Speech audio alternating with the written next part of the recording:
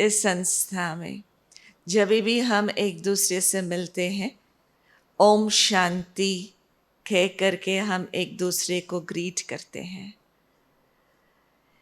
इसके पीछे बहुत सुंदर रहस्य है कि ओम का अर्थ है कि मैं आत्मा हूँ, और शांति, मैं आत्मा शांत स्वरूप हूँ। तो ये बार बार याद दिलाने के हिसाब से हम बार बार इसको यूज़ करते हैं, क्योंकि हम ये बात भूल चुके हैं कि मैं एक शांत स्वरूप आत्मा हूँ।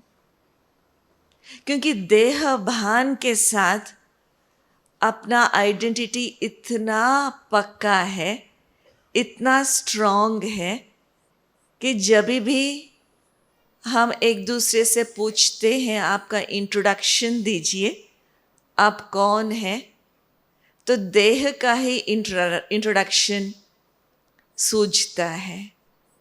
क्योंकि बचपन से यही सिखाया गया है, यही बताया गया है कि आपका नाम क्या है, आपका परिवार क्या है, और आपका रिलीजन, धर्म, क्वालिफिकेशन, प्रोफेशन, इन चीज़ों के साथ ही अपने आप को आइडेंटिफाई करते आए हैं।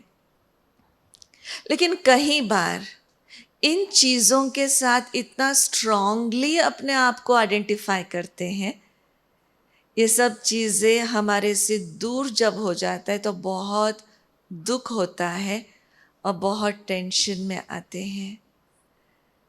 क्योंकि जो भी प्रोफेशन में है, पोजीशन में है, तो एक ना एक दिन वो पोजीशन तो हमारे से दूर होना ही है, हमारे से तो निकलना ही है।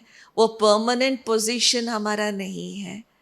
लेकिन जब भी मिलते हैं उसी के साथ अपने आप को इंट्रोड्यूस किया जाता है, मैं फ़लाने यूनिवर्सिटी का वाइस चांसलर हूँ, डायरेक्टर हूँ, प्रोफेसर हूँ, या डॉक्टर, जो भी प्रोफेशन है, डॉक्टर है, इंजीनियर है, तो लेकिन वो भी एक दिन हमारे से छूट जाएगा।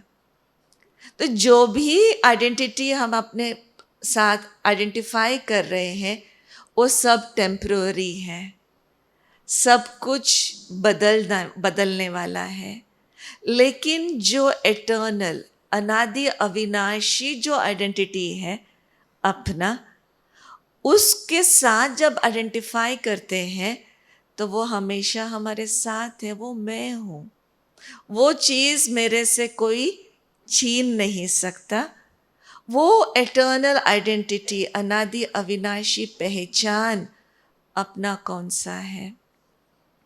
वैसे भारतवर्ष में बचपन से ही ये सिखाया जाता है कि मैं एक आत्मा हूँ। बचपन से तो सिखाया तो जाता है, ये शरीर नश्वर है, एक कठपुतली है, एक कॉस्ट्यूम है, हमारा वस्त्र है, उसको यूज़ करते हुए हमें इस सृष्टि रूपी नाटक मंच पर हमें अपना पार्ट निभाना है। ये सिखाया जाता है, बताया जाता है, लेकिन प्रैक्टिकली हम कितना उसको प्रैक्टिकली जी रहे हैं, वो बात है। क्योंकि ये बात सच है, झूठ नहीं है।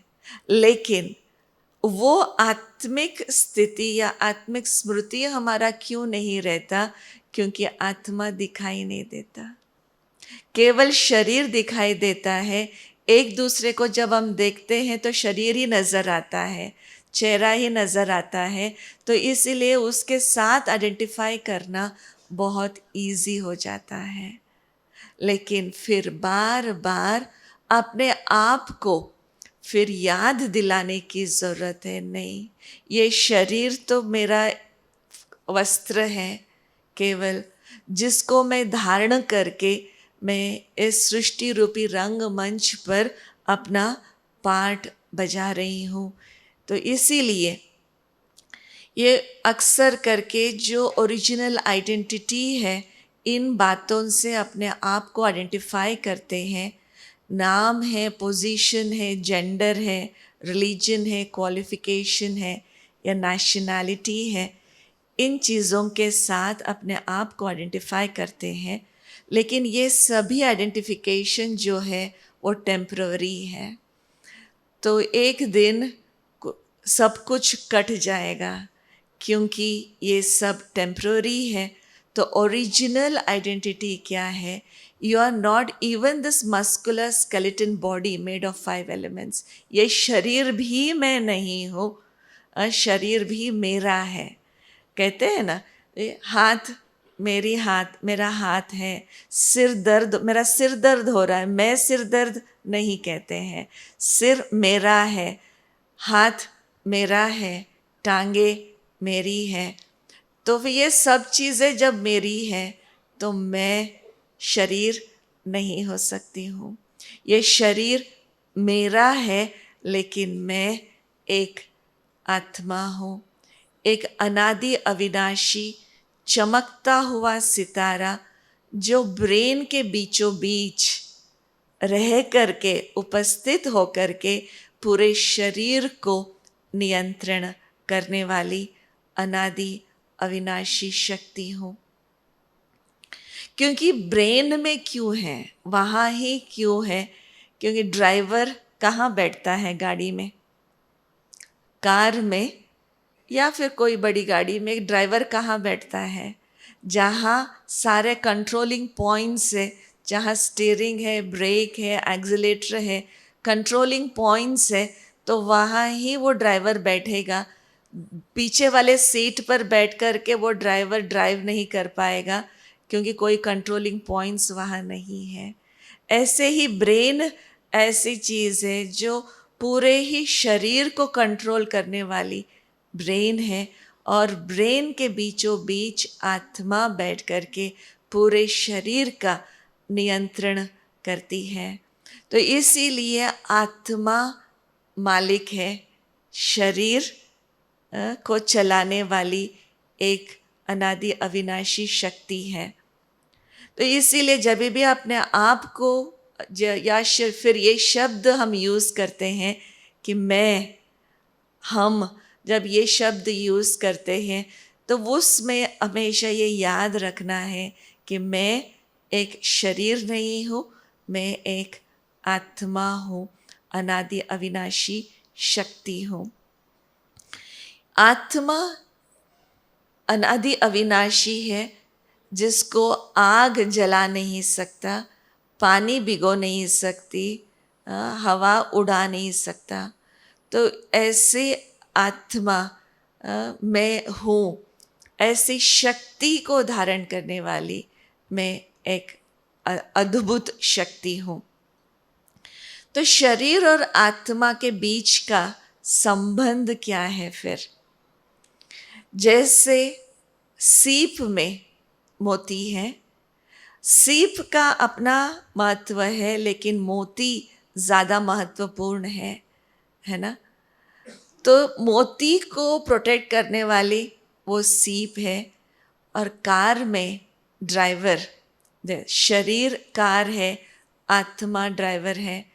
शरीर, ये कार भले कितना भी एक्सपेंसिव क्यों ना हो, कितने भी करोड़ों रुपयों का वो कार क्यों ना हो, लेकिन गराज में अगर पड़ा है, वो ड्राइव करने वाला ड्राइवर ही नहीं है वहाँ, तो उस गाड़ी का कोई वैल्यू नहीं है।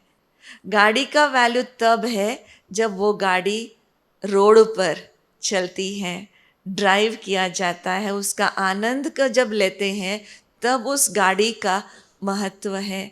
गराज में पड़ा है, उसका कोई महत्व नहीं है।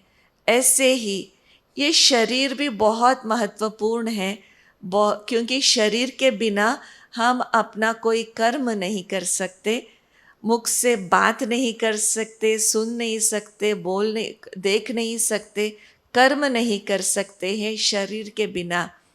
लेकिन शरीर द्वारा जो कार्य कराने वाली आत्मा अगर शरीर में नहीं है, तो ये शरीर का कोई वैल्यू है? शरीर का फिर वैल्यू है शरीर का?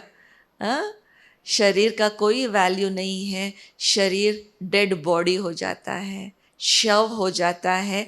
भले हम उस व्यक्ति को कितना भी प्यार क्यों ना कर रहे हैं, वो व्यक्ति, आत्मा निकल गई उस शरीर से, 3 दिन भी उस बॉडी को हम घर में नहीं रखते हैं।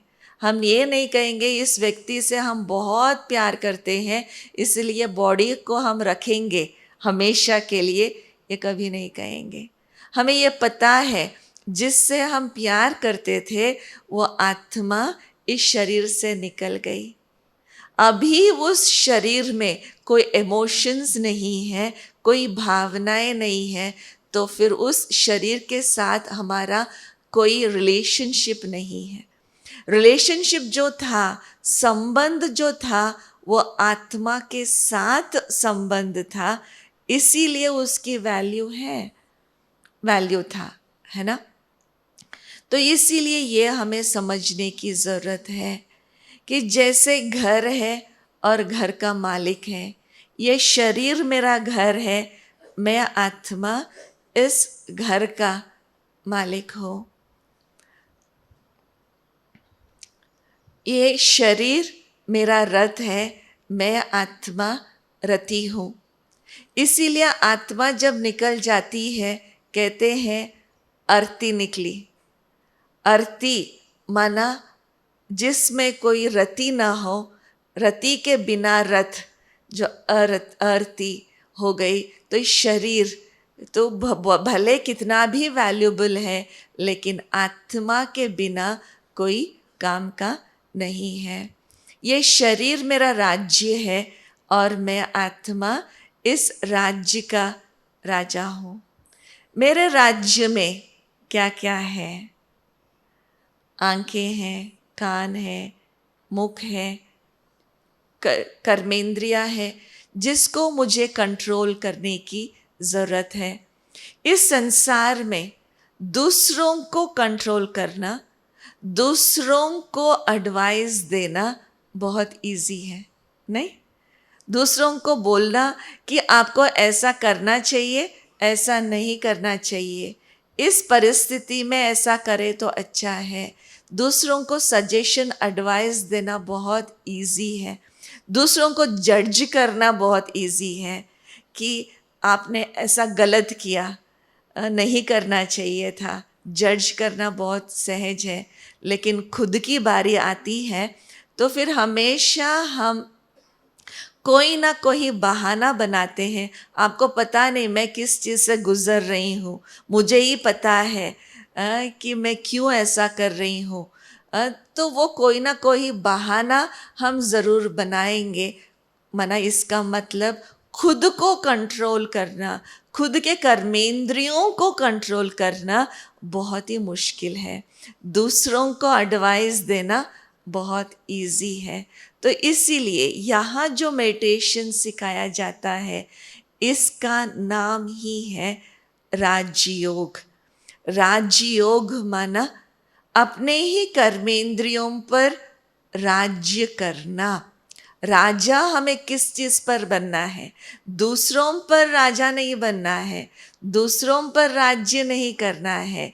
अपने ही कर्मेंद्रियों पर मैं जब राज्य करूँगी, राजा बनूँगी, कंट्रोल करूँगी, जो मैं बोलना चाहूँ वही मैं बोल सकूँ, जो मैं सुनना चाहूँ वही मैं सुन सकूँ, जो मैं करना चाहूँ वही मैं करूँ।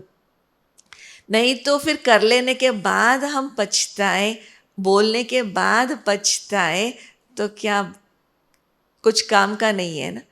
करने से पहले हमें कंट्रोल करने की ज़रूरत है।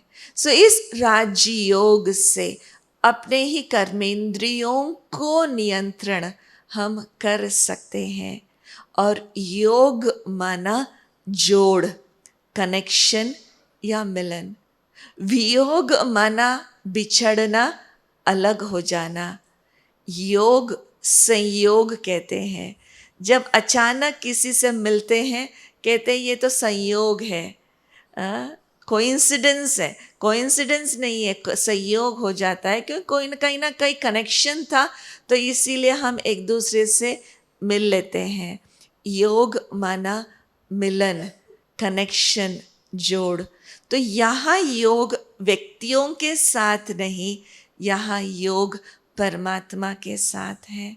जब हम परमात्मा के साथ योग लगाते हैं तो अपने ही कर्मेंद्रियों पर राज्य करना इजी हो जाता है। तो इसीलिए इस राजयोग को करने के लिए 3 इनिशियल स्टेप्स हैं। स्टार्टिंग में 3 कदम है। तो वो है सबसे पहला कदम जो आज के सत्र में आप सभी को ये बताया जा रहा है, सेल्फ आइडेंटिटी, स्वयं की पहचान।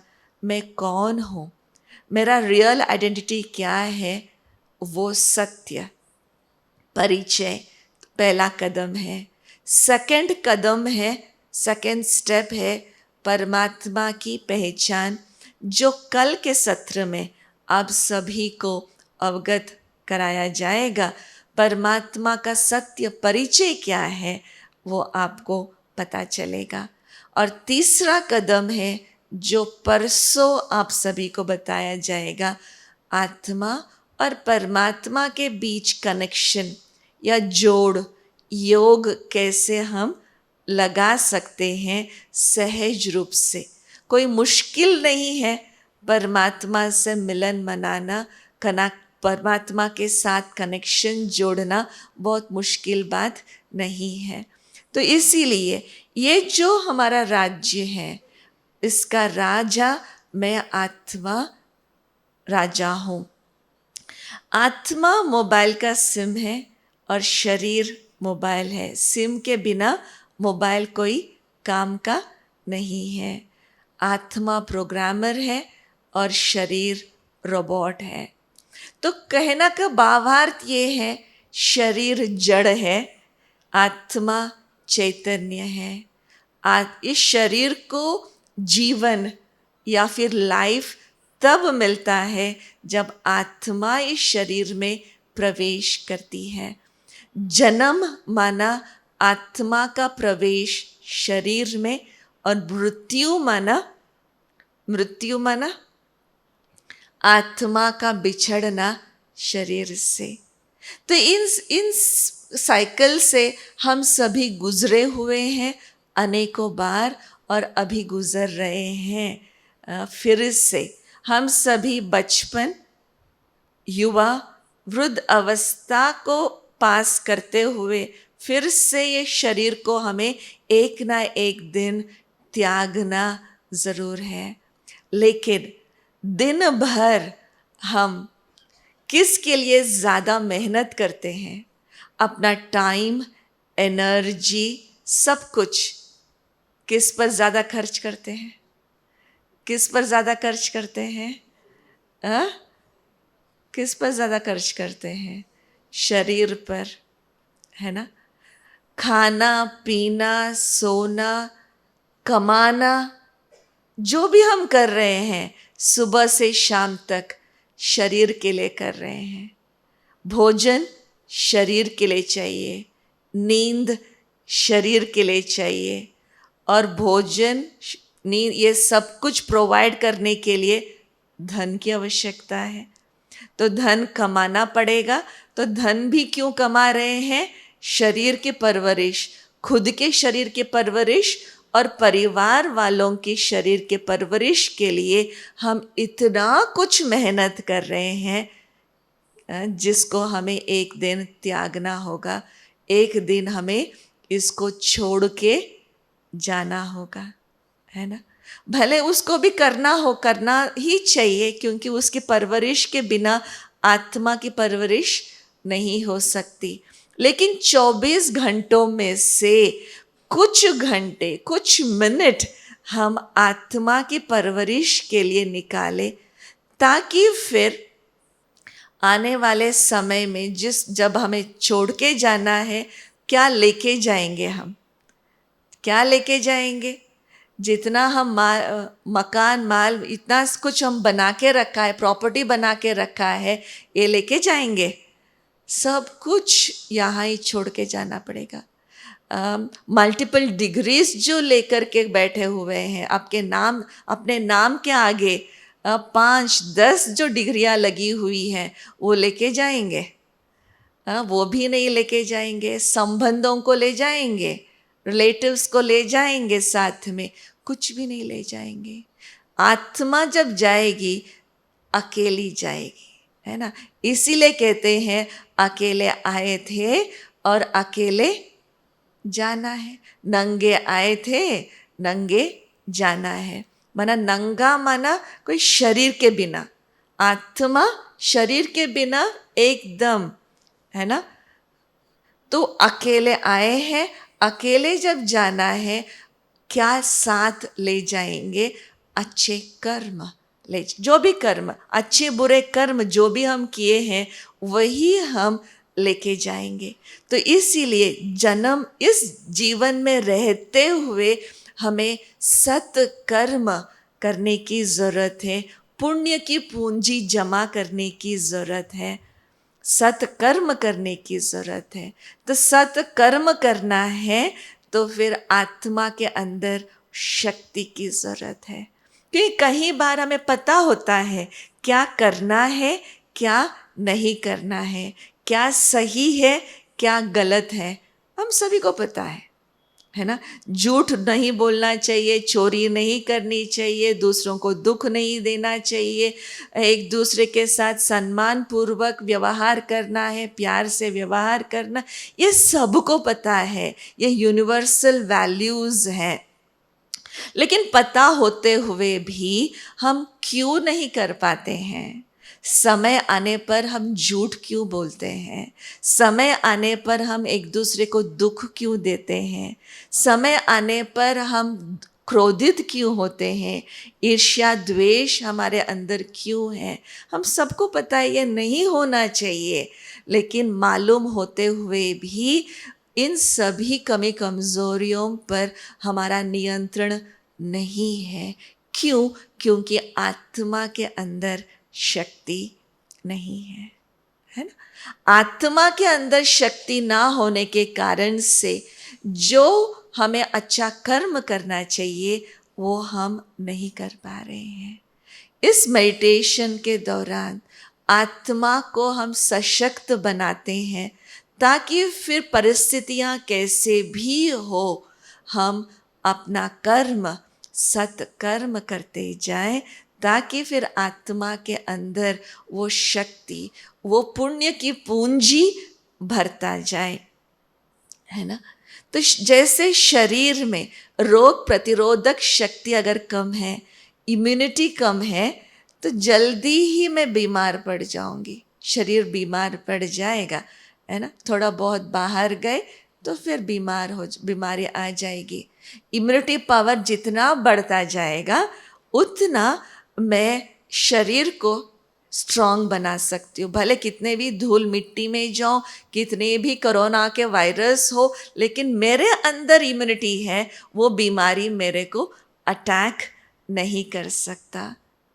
ऐसे ही आत्मा अगर शक्तिशाली है, भले कितना भी वायुमंडल में नेगेटिविटी है, क्रोध का वायुमंडल है, नेगेटिविटी का वायुमंडल है, ईर्ष्या द्वेष का वायुमंडल है, लेकिन मैं आत्मा सशक्त हूँ, शक्तिशाली हूँ, उसका प्रभाव मुझ आत्मा के ऊपर पड़ नहीं सकती। वो है इम्यूनिटी। आत्मा की इम्यूनिटी पावर को अभी हमें बढ़ाने की ज़रूरत है। जितना आत्मा की इम्यूनिटी पावर बढ़ाते चलते हैं, आत्मा फिर निरोगी बनती जाएगी, है ना। तो इसीलिए soul is the master of the body, soul is the controller of all the 5 senses. पांचों ही कर्म इंद्रियों का कंट्रोलर है आत्मा। तो आत्मा की जो निजी गुण है वो कौन सी है? जैसे अभी कह रहे थे, नेगेटिविटी हमारे अंदर है। जब भी क्रोध आता है तो कहते हैं कि ये मेरा नेचर है, ये मेरी आदत है, ये मेरा संस्कार है। तो ये क्या क्रोध हम आत्माओं का निजी संस्कार है, क्या कहेंगे? नेगेटिविटी जो भी है, ईर्ष्या, द्वेष, घृणा, लालच, मोह, काम, क्रोध, लोभ, मोह, जो भी है नेगेटिविटी, आत्मा के निजी गुण है। ओरिजिनली आत्मा का गुण कौन सा है? पॉजिटिविटी है। जो ये सातों ही गुण आप स्क्रीन पे जो देख रहे हैं, आत्मा के ओरिजिनल गुण ये सातों ही गुण हैं। इसीलिए कहते हैं आत्मा सतोगुणी है। जैसे रेनबो में 7 रंग है, वैसे आत्मा में ये सातों ही गुण अपना ओरिजिनल गुण है। लेकिन नेगेटिविटी कहाँ से आया? ये काम, क्रोध, लोभ, मोह, अहंकार, ईर्ष्या, द्वेष, आलस्य, अलबेलापन, ये सब कुछ नेगेटिविटी कहाँ से आया मुझ आत्मा के अंदर? जैसे इम्यूनिटी पावर कम हो जाता है तो बीमारियां आ जाती है। ये क्वालिटीज़ जब कम हो जाती है आत्मा के अंदर, वो नेगेटिविटी हमारे अंदर आ जाती है। जैसे इस हॉल अगर अंधेरा है इस हॉल के अंदर, तो फिर इसमें प्रकाश अगर लाना है, लाइट लाना है, या फिर अंधकार को भगाना है, तो क्या करेंगे? अंधकार को भगाना है तो क्या करेंगे? ये नहीं कहेंगे ये अंधकार भाग जा। अंधकार को भगाने की चेष्टा नहीं करते, उसके लिए हम मेहनत नहीं करते, लेकिन प्रकाश किसी न किसी रूप से हम लेके आते हैं। लाइट्स ऑन करते हैं या खिड़कियां खोलते हैं ताकि सनलाइट अंदर आ जाए, या दिया जलाते हैं, किसी न किसी रूप से प्रकाश लेके आते हैं, तो ऑटोमेटिकली अंधकार निकल गया। इसीलिए कहते हैं प्रकाश का जो परिभाषा है वो क्या है, और अंधकार की परिभाषा क्या है? What is the definition of darkness? अंधकार की परिभाषा क्या है? What is darkness? क्या कहेंगे? What is darkness? अंधकार क्या है? बोलिए।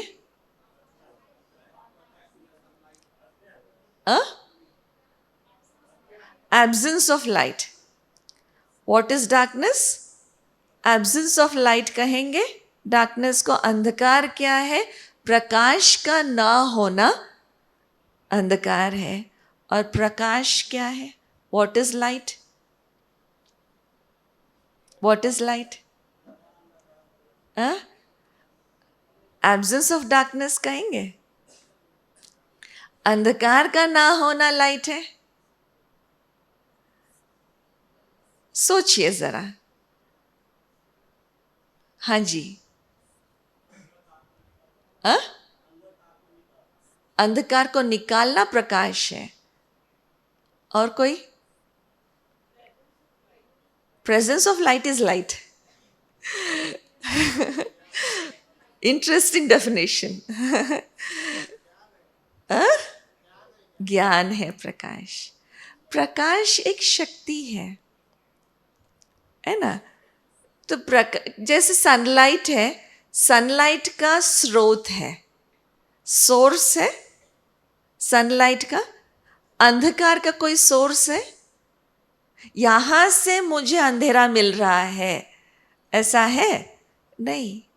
प्रकाश का सोर्स है, प्रकाश यहाँ से मिल रहा है, ये कह सकते हैं। लाइट मुझे सनलाइट से मिल रहा है, सूर्य से मुझे प्रकाश मिल रहा है, ये कहेंगे। लेकिन अंधकार का अपना अस्तित्व नहीं है। प्रकाश एक शक्ति है। लाइट इज पावर, है ना? तो absence of light is darkness. प्रकाश का ना होना डार्कनेस है। ऐसे ही गुण लाइट है, अवगुण अंधेरा है ना? तो अवगुण क्यों आया? Absence of light, absence of all this virtues. ये गुण हमारे अंदर कम हो गए, तो इसीलिए हमारे अंदर अवगुण आ गए। इसीलिए हम क्रोध को भगाने की मेहनत नहीं करते हैं, लेकिन उसके जो रिलेवेंट गुण हैं, उसके कनेक्टेड जो गुण हैं, उसको अनुभव करने का प्रयास हम करते हैं। क्रोध क्यों आया? शांति की कमी के कारण से मुझ आत्मा के अंदर क्रोध आता है। जब भी हम मेडिटेशन करते हैं, आत्मा, क्योंकि आत्मा के अंदर वो गुण है ऑलरेडी, केवल वो कम हो गया है। जैसे शरीर में 75% पानी है, पानी की मात्रा जब कम हो जाता है, परसेंटेज जब कम हो जाता है, बीमारियां बढ़ती है। जब पानी की मात्रा बढ़ जाता है तो ठीक है, वो उसके बराबर होना चाहिए। ऐसे ही ये गुण भी, जैसे 100% हमारे अंदर होगा तो अवगुण हमारे अंदर आएगा ही नहीं, है ना।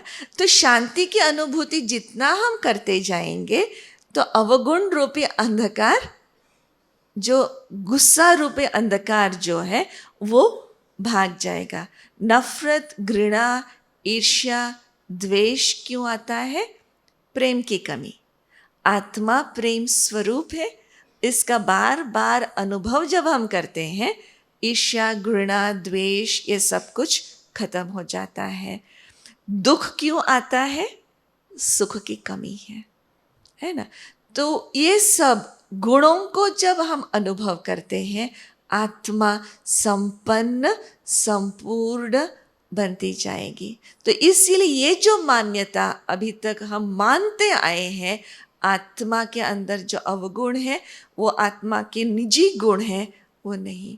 आत्मा के निजी गुण ये सभी पॉजिटिव सतो गुणी है। तो इसीलिए आत्मा के अंदर जब ज्ञान आएगा, सब डाउट, ब्लाइंड फेथ, ईगो सब कुछ निकल जाएगा। प्यूरिटी होगी तो वेस्ट थॉट्स, जो भी अनावश्यक नेगेटिविटी, वो सब अपवित्र चीज़ है, वो सब कुछ निकल जाएगा। प्यार होगा तो फिर सेल्फिशनेस, स्वार्थ भावनाएं, सेल्फ इंटरेस्ट खत्म हो जाएगी। पीस, शांति जब होगा, क्रोध, टेंशन, डर ये सब कुछ खत्म होगा। हैप्पीनेस, सुख जब होगा तो जलसी, ईर्ष्या, द्वेष, घृणा ये सब कुछ खत्म होगा। आनंद की अनुभूति जब होगी तो अटैचमेंट, मोह ये सब खत्म होगा। शक्ति जब अनुभव होगा तो ये विनाशी पोजीशन या विनाशी ताकत, इसके पीछे हम नहीं भागेंगे, क्योंकि आत्मा अपने आप में के अंदर सशक्त अनुभव करती है। तो इन सभी गुणों को अनुभव या फिर उसकी मात्रा को हम कैसे बढ़ाएं, उसके लिए हमें ज़रूरी है अपने आप को समझना। एक बात तो हम समझ ही गए हैं कि मैं आत्मा हूँ, भ्रुकुटी के बीच में विराजमान हूँ, तो वहाँ उपस्थित होकर के पूरे शरीर को नियंत्रण करती हूँ। और सेकंड बात, आत्मा सतोगुणी है। इन दो बातों को हम समझ गए। तीसरी बात अभी हम समझने जा रहे हैं। जैसे शरीर में कर्मेंद्रियां हैं, अलग अलग कर्मेंद्रियां हैं, ऐसे ही आत्मा के अंदर 3 कर्मेंद्रियां हैं, मन, बुद्धि और संस्कार। तो मन के द्वारा हम क्या करते हैं, बुद्धि से हम क्या करते हैं, और संस्कार क्या है, ये हम अभी समझेंगे। तो सबसे पहली बात, मन। मन के द्वारा हम विचारों को क्रिएट करते हैं। विचार भी बहुत प्रकार के विचार हम मुख्यतः 4 प्रकार के विचार क्रिएट करते हैं। एक है पॉजिटिव थिंकिंग, दूसरा है नेगेटिव थिंकिंग, तीसरा है व्यर्थ सोच, और चौथी बात है आवश्यक सोच। इन 4 प्रकारों के विचार मन से क्रिएट हम करते हैं। तो दिन भर में हम चारों ही प्रकारों में से कौन से विचार ज़्यादा क्रिएट करते हैं? अपने आप के अंदर देखने की ज़रूरत है, और वो देखते हुए हमें चैनलाइज करना है पॉजिटिव थिंकिंग के तरफ। क्यों? क्योंकि जितना हम सकारात्मक सोचते जाएंगे उतना आत्मा के अंदर शक्ति बढ़ती जाएगी। सिंपल मैथमेटिक्स है, जितना पॉजिटिव प्लस जाता जाए, प्लस क्रिएट करते जाएंगे, पॉजिटिव क्रिएट करते जाएंगे, एडअप होता जाएगा, और जितना हम नेगेटिव सोचते हैं आत्मा के अंदर शक्ति कम होती जाएगी। सिंपल मैथमेटिक्स है। लेकिन ये समझना है पॉजिटिव थिंकिंग क्या है, नेगेटिव थिंकिंग क्या है, और वेस्ट थिंकिंग क्या है। क्योंकि काफ़ी हम सुनते आए हैं हमें सकारात्मक रहना चाहिए, सकारात्मक सोचना चाहिए, हमारे अंदर सकारात्मक शक्तियों को बढ़ाने की आवश्यकता है। लेकिन सकारात्मक सोच है क्या चीज़? आपके अनुसार क्या है सकारात्मक सोच? क्या है? आप बोल सकते हैं। हाँ जी। थिंक बेनिफिशियल, दूसरों के कल्याण अर्थ या खुद के? हाँ, खुद के कल्याण अर्थ सोचेंगे सकारात्मक। क्या कहेंगे? क्या कहेंगे? सकारात्मक सोच किसको कहा जाएगा? सबका बेनिफिट हो, खुद का बेनिफिट ना हो। क्या कहेंगे? सब सुखी रहे, मैं दुखी रहूं, चलेगा? सकारात्मक सोच किसको कहा जाता है? अच्छा सोचे, आत्मा की शक्ति बढ़े। और सकारात्मक सोच किसको कहा जाएगा? Hopefulness. I am okay, you are okay. Okay, बहुत अच्छी बात है। आप सभी ज्ञानी यहाँ बैठे हुए हैं, है ना? तो ये राइट बात है बिल्कुल। अगर सहज डेफिनेशन अगर देखा जाए, हम भी सुखी रहे, दूसरों को भी सुख देते चले, है ना? तो ये भाव जब आता है हर कर्म के पीछे, अगर ये भाव है मेरा कि दूसरों को सुख देने की भावना या फिर सोच जब है, तो लेकिन कई बार उसके पीछे दुख होगा। जैसे बच्चे अगर गलत रास्ते पर जाते हैं तो उनको डिसिप्लिन करने के लिए उनको थोड़ा सा डांटना पड़ता है, थोड़ा बहुत फर्म होना पड़ता है, दुख देना पड़ता है। लेकिन उसके पीछे का इंटेंशन क्या है? इंटेंशन तो सुख है लॉन्ग टर्म में, क्योंकि ये सच अच्छे नागरिक बन जाए, अच्छा व्यक्ति बन जाए, ये हमारी भावना होती है। इसके कारण से दुख दिया, वो दुख में नहीं गिना जाएगा, वो सुख में ही गिना जाएगा। डॉक्टर ऑपरेट करते हैं, दुख मिलता है पेशेंट को, वो पॉजिटिव में गिना जाएगा या नेगेटिव में गिना जाएगा? पॉजिटिव में गिना जाएगा, क्योंकि ऑपरेशन नहीं करेंगे तो फिर वो व्यक्ति जिंदा शायद नहीं रहेगा। तो टेम्पररी दुख है, टेम्पररी पेन है, लेकिन लॉन्ग टर्म में वो सुख है ना? तो इसीलिए कर्म इम्पॉर्टेंट नहीं है, कर्म के पीछे का जो इंटेंशन है वो इम्पॉर्टेंट है ना? तो वो पॉजिटिव इंटेंशन रखते हुए जब जो भी हम कर्म करते हैं वो पॉजिटिव में गिना जाएगा। और नेगेटिव सोच क्या है?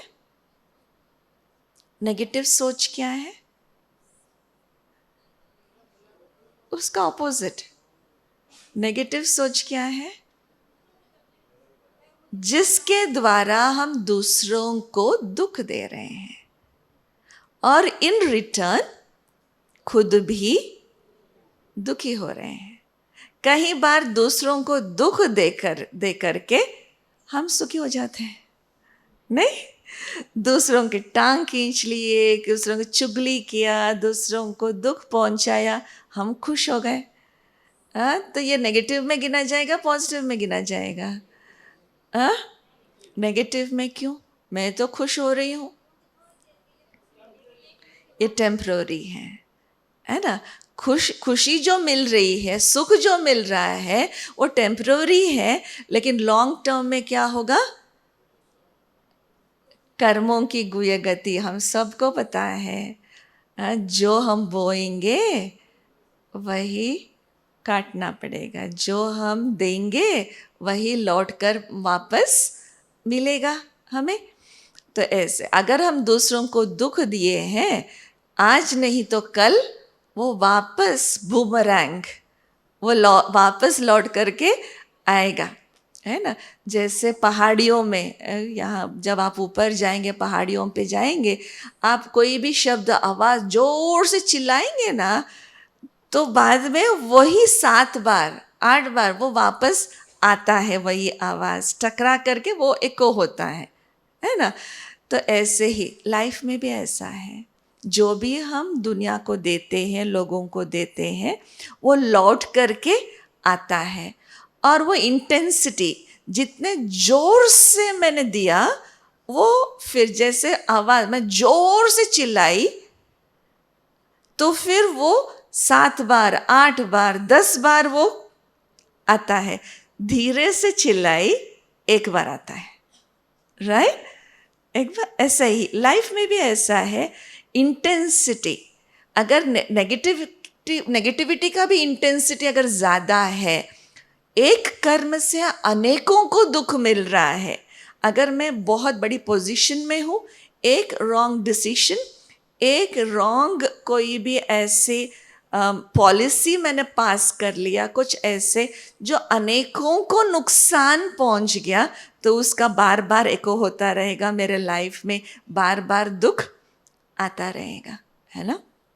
तो इसीलिए हमें सोच तक, ना केवल कर्म तक, लेकिन सोच भी कर्म है हमारा, है ना? सोचने तक भी हमारा अटेंशन रहना चाहिए, किसी के प्रति भी मैं नेगेटिव नहीं सोचूं। कर्म तो छोड़ ही दीजिए, लेकिन सोच भी मेरा नेगेटिव ना हो किसी के प्रति, क्योंकि लौट कर मुझे वापस वो चीज़ मिलेगा। और तीसरी बात है व्यर्थ सोच। वेस्ट बहुत खतरनाक है, क्योंकि नेगेटिविटी को हम पकड़ सकते हैं, पहचान सकते हैं कि हाँ, ये नेगेटिविटी है मेरे अंदर। गुस्सा आया, ईर्ष्या आई, द्वेष, ये सब भावनाओं को हम पकड़ सकते हैं, पहचान सकते हैं कि नहीं, ये नहीं होना चाहिए। लेकिन व्यर्थ बहुत ही ट्रिकी है, क्योंकि स्लो पॉइजन की तरह है। वो धीरे धीरे धीरे आपको मारेगा, धक से मन नहीं मारता है। तो व्यर्थ सोच माना जैसे अनावश्यक सोचते हैं, जो आवश्यकता ही नहीं है। जैसे पास्ट के बारे में सोचते रहते हैं, ये नहीं हो, 10 साल पहले जो हुआ, बस 20 साल पहले जो हुआ, अरे ऐसा नहीं होना चाहिए था, इसने ऐसा किया, वो ऐसा किया। कोई ज़रूरत नहीं है, कोई लाभ नहीं है उन चीज़ों से, लेकिन लेकर के हम यहाँ भारी हो रहे हैं, यहाँ भारी हो रहे हैं। ये बोझ है हमारे ऊपर। इसीलिए जब बोझ यहाँ ज़्यादा होता है ना, इसका मतलब ये है कि मैं वेस्ट ज़्यादा सोच रही हूँ। अनावश्यक पास्ट के बारे में सोचना, अनावश्यक भविष्य की चिंता, ये भी वेस्ट में गिना जाएगा। तो इसलिए इन दोनों को जब हम निकाल देते, इसके बारे में विस्तृत जानकारी या विस्तार रूप से आपको अगले सत्रों में मिलेगा। पॉजिटिव थिंकिंग के बारे में आपका एक सत्र है, सेशन है, तो उसमें आपको विस्तृत जानकारी आपको मिलेगा। लेकिन यही एक सिर्फ एक समझने की बात है। वेस्ट माना बोझ है, एक्स्ट्रा लगेज है। एक्स्ट्रा लगेज को हमें यहाँ से निकाल देना है। जितना लगेज हल्का है, लाइट है, तो उतना हम सुखी रह सकते हैं। और चौथी बात है आवश्यक सोच, जो अपने कर्म के प्रति, अपने रिस्पॉन्सिबिलिटीज़ के प्रति हम जो सोचते हैं वो आवश्यक है। तो दिन भर में जो हम सोचते हैं अपने आप को चेक करना है, चारों ही प्रकार में से कौन से विचार हमारा ज़्यादा होता है। आप क्या कहेंगे? पॉजिटिव होता है, नेगेटिव होता है, वेस्ट होता है, या फिर आवश्यक सोच होता है? हाँ, क्योंकि लगातार मन के अंदर लगातार विचार आ रहे हैं। जैसे लहर है, सागर में लहरें हैं, ऐसे एक के पीछे एक आ ही रहे हैं। उसको हम रोक नहीं सकते, अमन नहीं कर सकते, शून्य नहीं कर सकते मन को केवल हम चैनलाइज कर सकते हैं बस। क्योंकि लहर को आप रोक नहीं सकते, एक के पीछे एक आ ही रहे हैं। पॉजिटिव सोचेंगे उसका स्पीड कम है, नेगेटिव सोच के स्पीड ज़्यादा है। जैसे सागर में टाइड्स, लहरें ज़्यादा कम होते हैं, ऐसे नेगेटिव सोच के स्पीड ज़्यादा है, पॉजिटिव के कम है। केवल उसको चैनलाइज कर सकते हैं। प्रैक्टिकली अगर देखें, हम ज़्यादातर करके वेस्ट ज़्यादा सोचते हैं, है ना। वेस्ट भी खतरनाक है, इसीलिए जब भी हम उसको बार बार देखा, रिकग्नाइज किया, उसको फिर पॉजिटिविटी के तरफ चैनलाइज करने की ज़रूरत है। मेडिटेशन माना, योग माना, मन को अमन या दमन नहीं, मन को चैनलाइज करने की ज़रूरत है। अमन माना शून्य, शून्य नहीं कर सकते। दमन माना सप्रेस। अगर क्रोध आ रहा है, नहीं करना है, क्रोध नहीं करना है, गुस्सा नहीं करना है, नहीं। जितना हम नहीं नहीं कहेंगे ना, वो प्रेशर कुकर बन करके वो फट जाता है। प्रेशर जितना बढ़ेगा उतना वो ज़्यादा फिर फटेगा बाद में। इसलिए प्रेशर ही क्रिएट नहीं करना है, प्रेशर ही क्रिएट नहीं करना है। जो इसके लिए वो सातों ही गुणों की अनुभूति करते जाएंगे, शांति की अनुभूति करेंगे। वो क्रोध के आग में हम पानी डाल रहे हैं। आग को आग से नहीं बुझाया जा सकता, आग को पानी से बुझाया जाएगा। क्रोध को शांति के पानी से हम बुझा सकते हैं। तो इसीलिए मन के लहरों को हम दमन या फिर अमन नहीं करें, चैनलाइज करते हुए पॉजिटिविटी के तरफ उसको चैनलाइज करें। दूसरी फैकल्टी या दूसरा ऑर्गन है आत्मा की, वो है बुद्धि। बुद्धि के द्वारा हम डिसीशंस लेते हैं, चॉइसेस करते हैं, एनालाइज करते हैं। बुद्धि एक फिल्टर की तरह है। मन में बहुत, जैसे फिल्टर अगर यहाँ विजुलाइज करेंगे, फिल्टर है यहाँ। मन में बहुत सारे विचार हम क्रिएट कर रहे हैं। कोई भी परिस्थिति आए, ये करना है, वो करना है, 3-4 चॉइसेस होते हैं, 4-5 चॉइसेस होते हैं। ये करने से ऐसा होगा, वो करने से ऐसा होगा, वो करने से ऐसा होगा। बहुत सारे कन्फ्यूजन है, ये करना है, वो करना है, वो करना है। बहुत सारे विचार मन में चल रहे, कन्फ्यूज्ड है। लेकिन मन को शांत करते हुए ये डिसाइड, बुद्धि को जितना हम क्लियर रखेंगे, फिर बाद में पता चलता है कि ठीक है, 4-5 चॉइसेस में से एक मुझे चूज़ करना है। वो बुद्धि डिसाइड करता है कि ठीक है, ये मुझे करना है। ये मैंने डिसाइड कर लिया। बुद्धि, जैसे ही बुद्धि डिसाइड कर लिया, वो कर्मों में परिवर्तन हो जाता है। जब आपको यहाँ आना था, भले आपने रिजर्वेशन कर लिया है, लेकिन कुछ ऐसी परिस्थिति आई होगी कि फिर पुनः आप सोचने में लग गए कि जाना है कि नहीं जाना है, जाने से क्या होगा, नहीं जाने से क्या होगा, कंफ्यूज, जाना है नहीं जाना, जाना है नहीं जाना, जाना नहीं जाना है। लेकिन फिर आपने डिसाइड किया है जाना है। जब जाना है डिसाइड किया, वो फिर कर्मों में परिवर्तन हुआ, वो प्रैक्टिकली आप यहाँ आए, है ना। तो ऐसे हर डिसीजन जो हम डिसाइड करते हैं वो कर्मों में परिवर्तन हो जाता है। कर्म में लेके आ गए, फिर वो संस्कार बन जाता है ना। तो एक बार किया, 2 बार किया, 3 बार किया, 4 बार किया, जितने बार वो कर्म रिपीट करते जाएंगे उतना वो संस्कार पक्का होता जाएगा। हैबिट कहेंगे, हैबिट होते होते होते आदत, है ना। आदत होते होते होते फिर वो संस्कार में परिवर्तन हो जाएगा। इसीलिए कभी जब भी गलत डिसीजन लेंगे, कर्म भी गलत होगा, संस्कार भी गलत हो जाते हैं। इसीलिए राइट डिसीजन अगर लेना है तो मन को क्लीन और बुद्धि को क्लियर रखने की ज़रूरत है। मन को जितना शांत रखेंगे फिर आपके डिसीजन भी एक्यूरेट होता जाएगा। इसीलिए मन को क्लीन, मतलब पॉजिटिव ज़्यादा, नेगेटिव जितना कम होता जाए उतना अच्छा है। मन को क्लीन करते जाए, बुद्धि को क्लियर करते जाए, क्योंकि फिल्टर की तरह है। अगर उस फिल्टर में छेद है तो मैंने कुछ सोचा समझे बिना हम कर लेते हैं। इसलिए हमेशा कहते हैं, हमेशा जो भी कर्म करते हैं सोच समझ करके कर्म करो, कहते हैं ना। सिर्फ सोच के नहीं, सोच समझ करके करो। सोचना मन से, समझना बुद्धि से, फिर कर्म।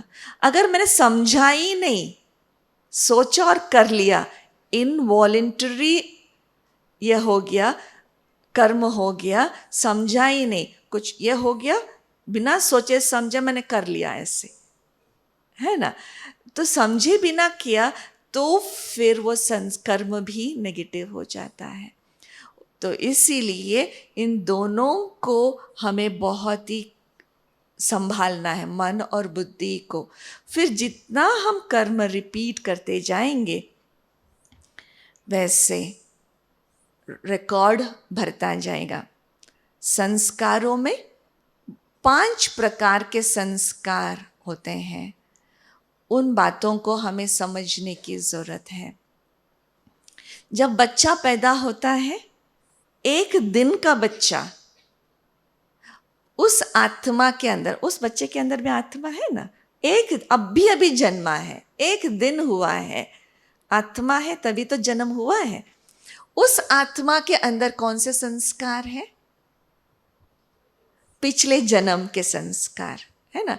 जो भी कर्म किया है उस आत्मा ने, वो संस्कार के रूप में वो आत्मा इस जन्म में लेके आई है।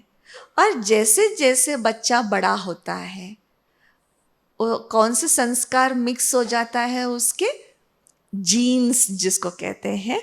वर्तमान समय के जो पेरेंट्स हैं उनके जो संस्कार है, कुछ अंश उस बच्चे के अंदर आ जाता है, पेरेंटल संस्कार जो जीन्स कहते हैं।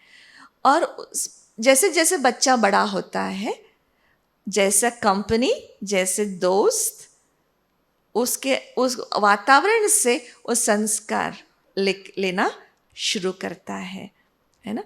और फिर धीरे धीरे जैसे रियलाइजेशन होता है कि नहीं, ये सही है, ये गलत है, ये करना चाहिए, ये नहीं करना चाहिए, धीरे धीरे जब रियलाइज होगा वैसे वैसे हम अपने संस्कारों को चेंज करते जा सकते हैं। क्योंकि संस्कारों पर भी हम अपना कंट्रोल कर सकते हैं, उनके ऊपर भी हम मालिक हैं। और पांचवा संस्कार है आत्मा के अनादि अविनाशी शुद्ध संस्कार।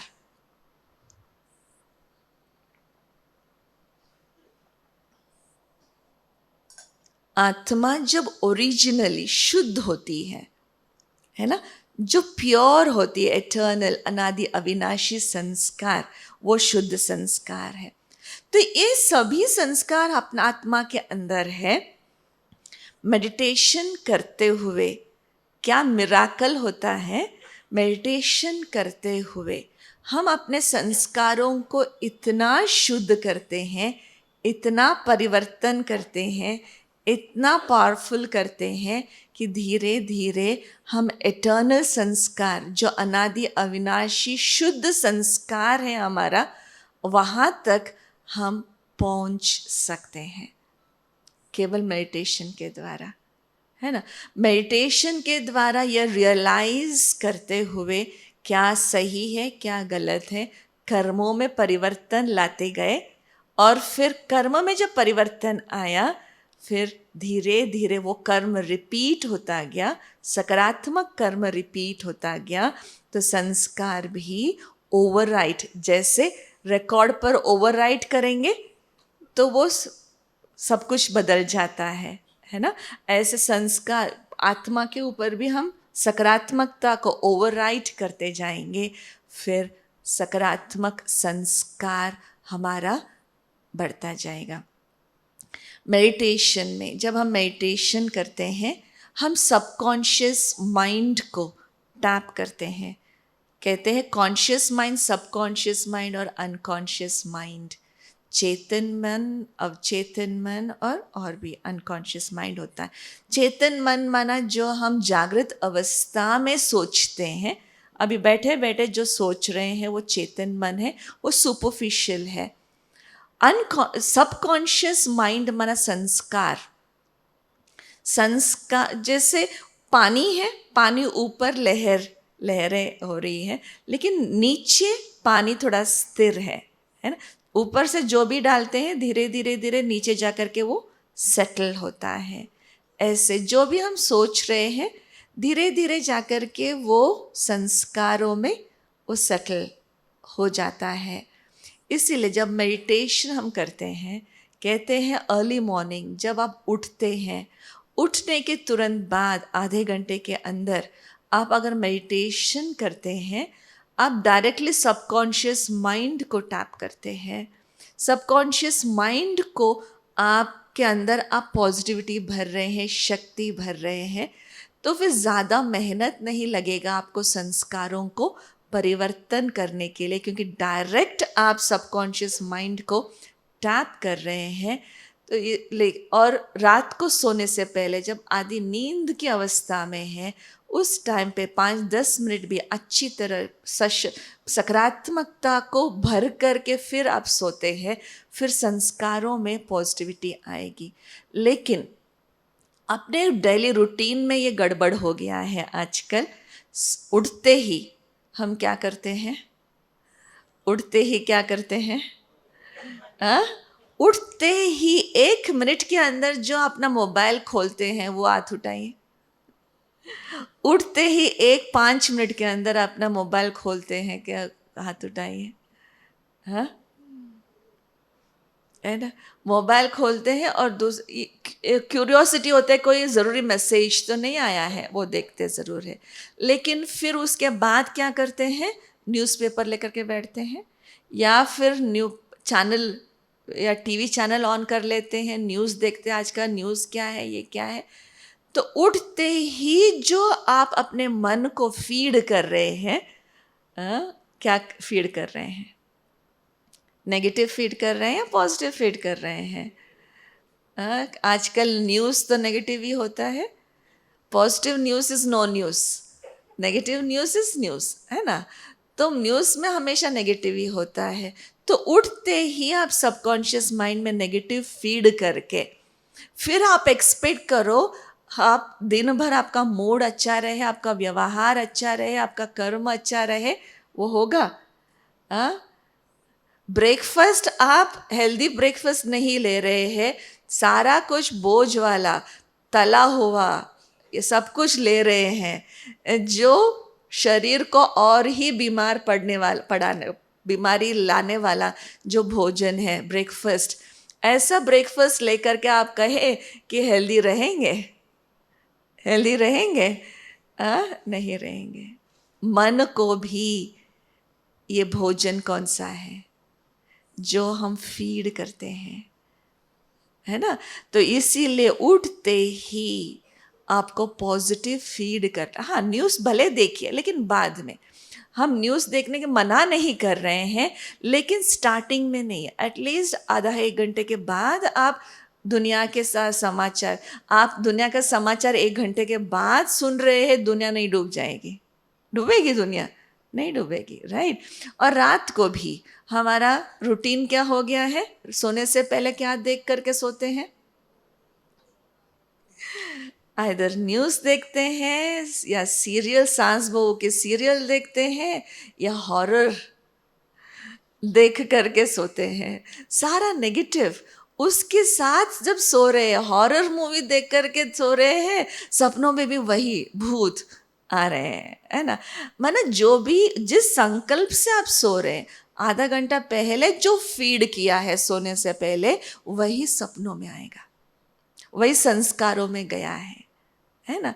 तो इसीलिए एटलीस्ट ये दो जो स्लॉट्स है ना, उठने से आधा घंटा, ये आधा घंटा, और सोने से पहले आधा घंटा, कुछ पावरफुल आपके मन के अंदर फीड करने की ज़रूरत है। इधर मेडिटेशन करिए या कुछ अच्छी बातें पढ़िए, जो आत्मा को उन्नति की ओर लेके जाने वाले अच्छी बातें जो पढ़ करके आप दिन की शुरुआत या अंत करते हैं, तो वो सबकॉन्शियस माइंड में वो भरते हैं। तो इसीलिए वो धीरे धीरे वो सबकॉन्शियस माइंड में वो आता जाएगा। इसीलिए कहते हैं ये जब हम योग है, केवल बैठ करके योग करने वाली बात नहीं है, लेकिन कर्म करते हुए भी एक कॉन्शियसनेस रहे कि मैं आत्मा हूँ, ये कर्म कर रही हूँ। जब कॉन्शियसनेस रहेगा, वो धीरे धीरे धीरे आत्मा की शक्ति भरती जाएगी, बढ़ता जाएगा। तो इसीलिए आप सभी के लिए होमवर्क है, आज रात को सोने से पहले एटलीस्ट 10 मिनट 15 मिनट मेडिटेशन करके आप सोएंगे, और कल सवेरे उठते ही क्या करना है? कल सवेरे उठते ही क्या करना है? मेडिटेशन करना। हम यहाँ हमेशा कहते हैं गुड मॉर्निंग करना है, परमात्मा को गुड मॉर्निंग करना है।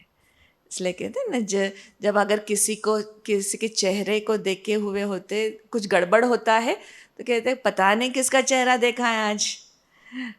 अगर सुबह उठते ही परमात्मा के साथ मिलन मनाते हैं, परमात्मा को गुड मॉर्निंग करते हैं, शक्ति भर के फिर दिन की शुरुआत करते हैं, दिन भर अच्छा रहेगा।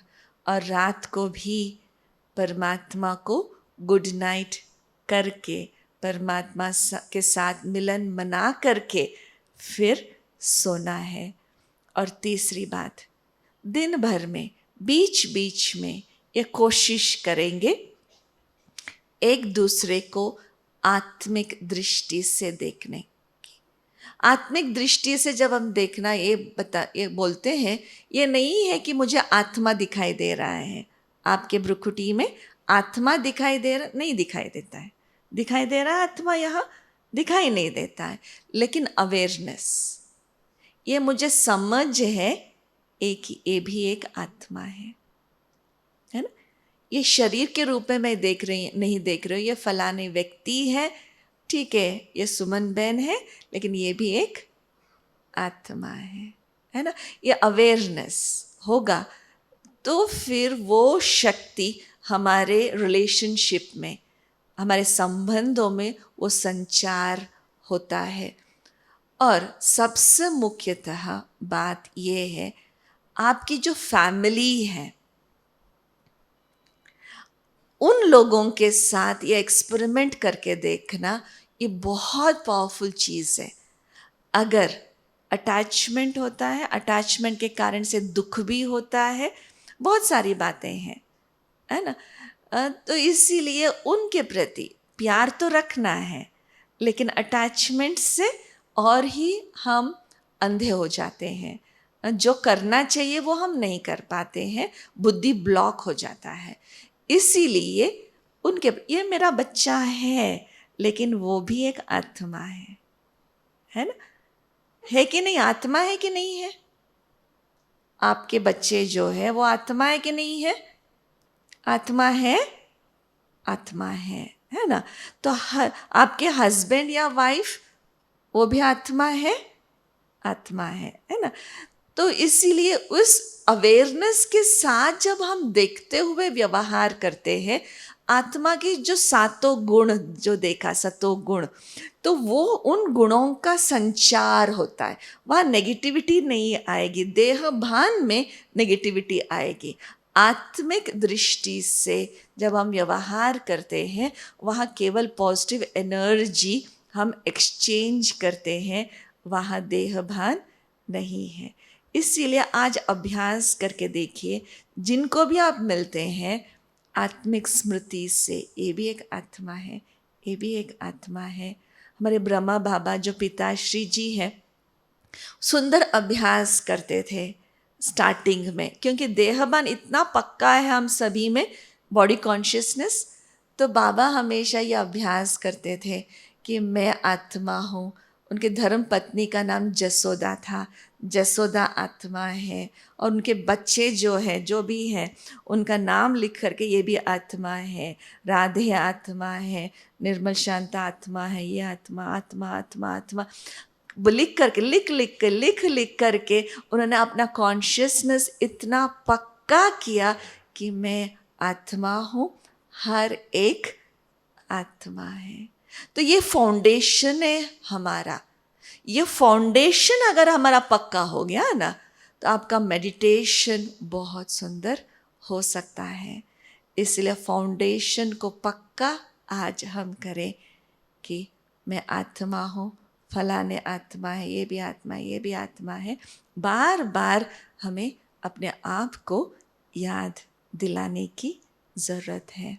इसीलिए शिफ्ट करना है बॉडी कॉन्शियसनेस से सोल कॉन्शियसनेस में, देह भान से आत्मिक भान में हमें अपना आप को चेंज करना है, शिफ्ट करना है।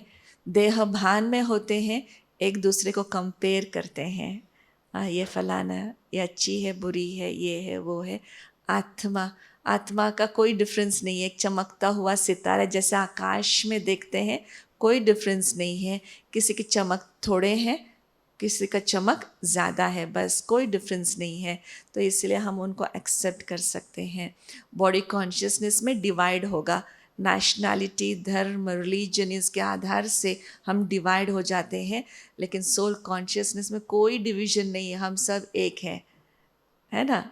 एक चमकता हुआ सितारा है। और बॉडी कॉन्शियसनेस में हम देह के इच्छाओं में, कर्मेंद्रियों की इच्छाओं में हम आ जाते हैं।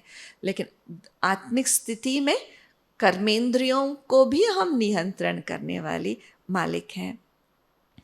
बॉडी कॉन्शियसनेस में मृत्यु के प्रति हमारा डर रहेगा, लेकिन आत्मिक स्थिति में उससे भी ऊपर हमें पता है, मैं आत्मा अजर अमर अविनाशी हूँ, आत्मा का कोई मृत्यु नहीं है, देह का मृत्यु है।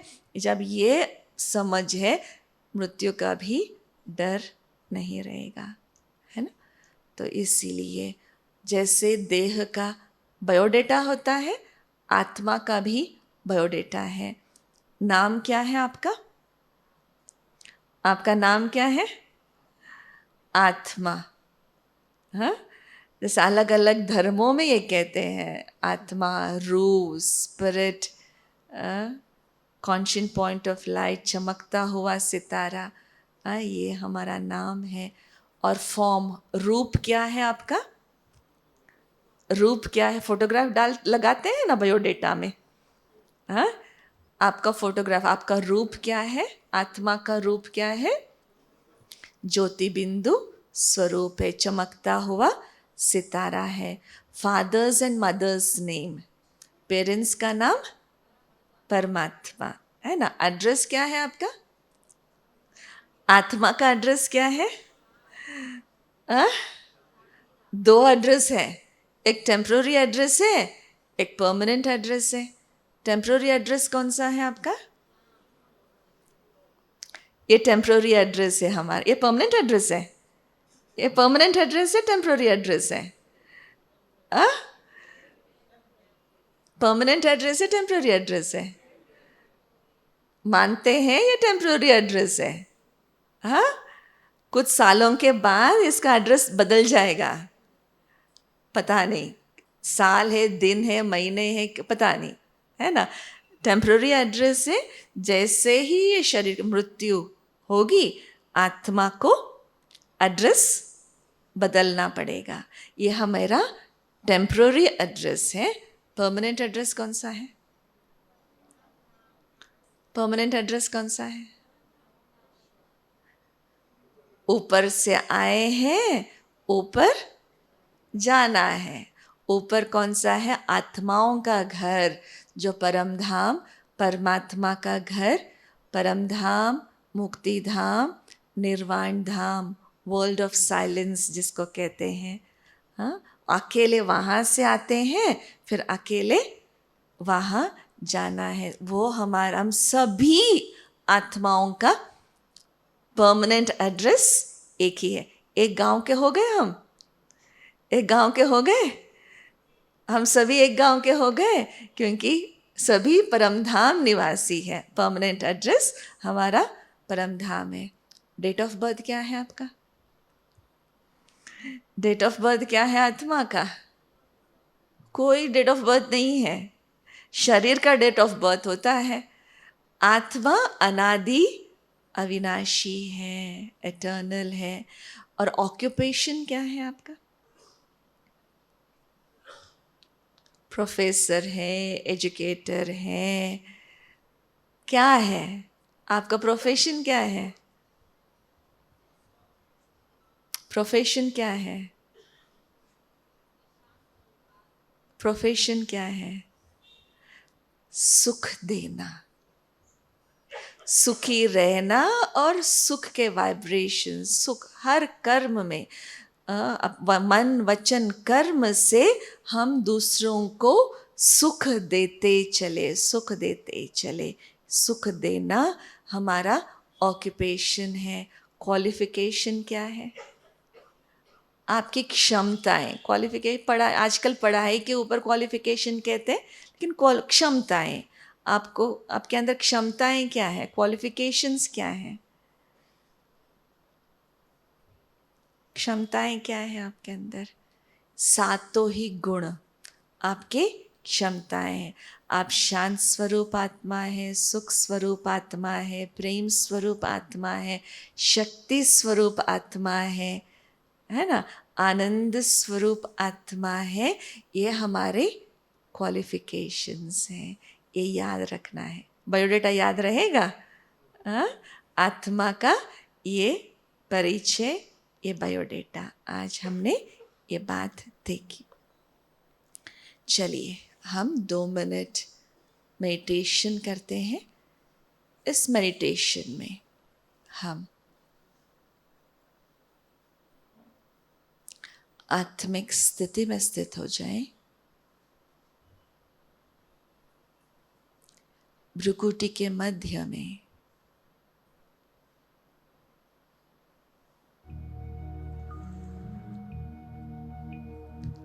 अपने आप को विजुलाइज करें।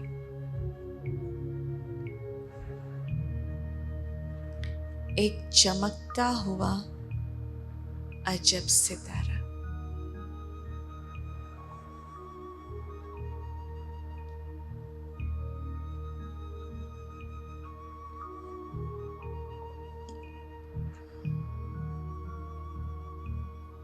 मैं आत्मा भ्रुकुटी के मध्य में विराजमान होकर इस शरीर का नियंत्रण कर रही हूं।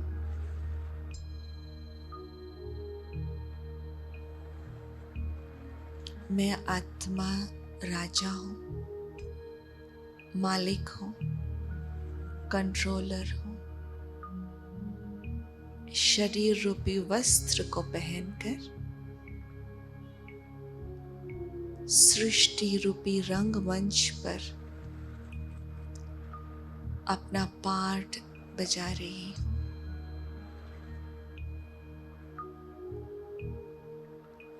ब्रेन के बीचों बीच बैठकर आंखों की खिड़कियों के द्वारा मैं इस दुनिया को देख रही हूँ।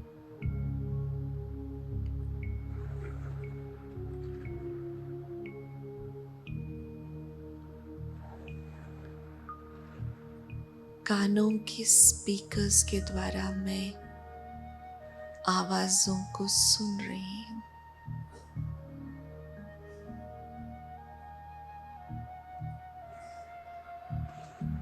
मुख के माइक के द्वारा मैं अपने विचारों को व्यक्त कर रही हूँ। अलग अलग कर्मेंद्रियों के द्वारा अलग अलग कर्म कर रही हूँ, लेकिन सब कर्म करते हुए भी मैं आत्मा मालिक हूँ।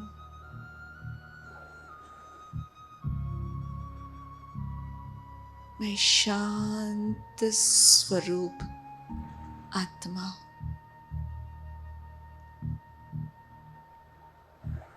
मैं चारों तरफ शांति के प्रकंपन फैला रही हूँ।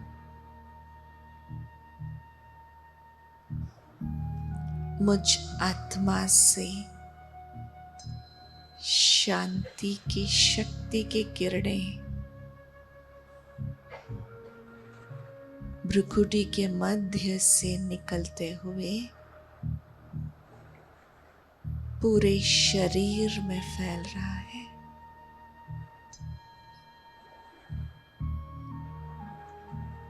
शांति की शक्ति शरीर के एक एक अंग को शांत, शीतल,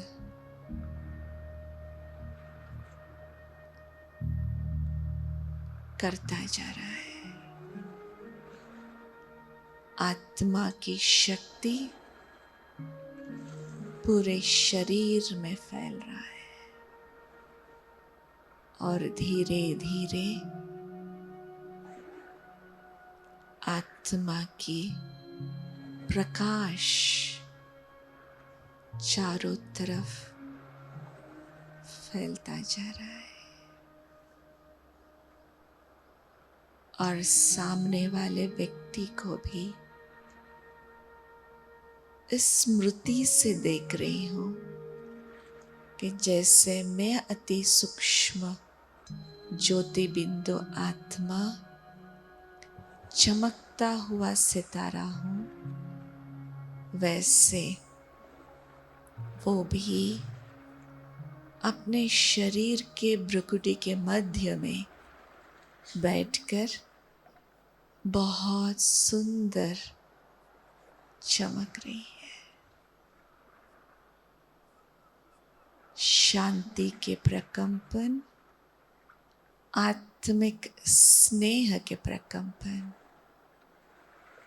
हम पूरे संसार में फैला रहे हैं।